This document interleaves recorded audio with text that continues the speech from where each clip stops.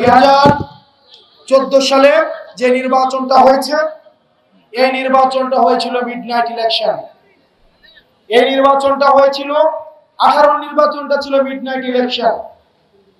2024 সালেও ভোট চুরি হয়েছে, 14 সালেও ভোট চুরি হয়েছে, 18 সালেও হয়েছে, 24 সালেও হয়েছে। তবে এই ভোট চুরিটা করা হয়েছে ফল প্রকাশের আগেই ভোটটাকে চুরি করা হয়েছে।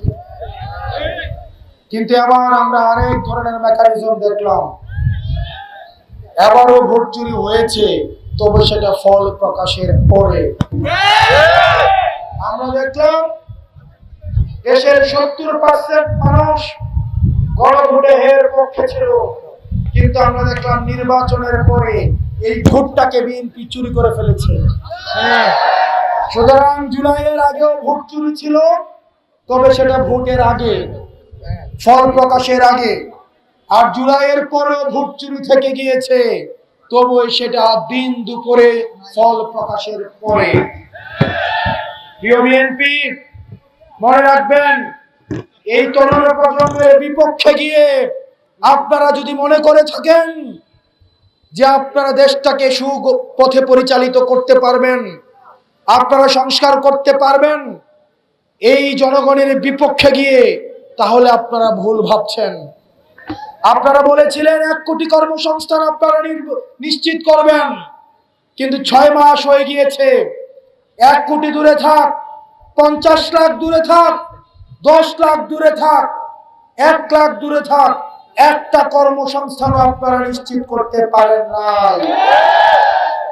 আমার বেকার ভাইয়েরা এখনো সিবি হাতে বিভিন্ন দপ্তরে দপ্তরে ঘুরছে, কিন্তু কোনো চাকরি পাচ্ছে না। অন্তর্বর্তীকালীন সরকারের সময় আমরা দেখেছি, অন্তর্বর্তীকালীন সরকার 1.5 বছরের মধ্যে অনেকগুলো বিসিএস তড়িৎ গতিতে প্রিলি, রিটার্ন এবং ভাইবা পর্যন্ত নিশ্চিত করেছে। অত্যন্ত পরিতাপের বিষয়, গত 6 মাসে আমরা নতুন কোন সার্কুলার দেখতে পাচ্ছি না। বেকারদের কর্মসংস্থান নিশ্চিত করতে পারে নাই। গত 6 মাসে আমরা শুধুমাত্র কথার ফুলঝুরি আমরা দেখেছি।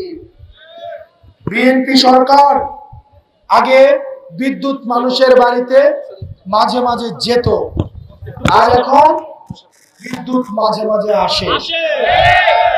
বিএনপি সরকারের জনগণের হাতে হারিকেন আর মোমবাতি জ্বালিয়ে দিয়েছে, হারিকেন আর মোমবাতি ধরিয়ে দিয়েছে বিদ্যুতের পরিবর্তে।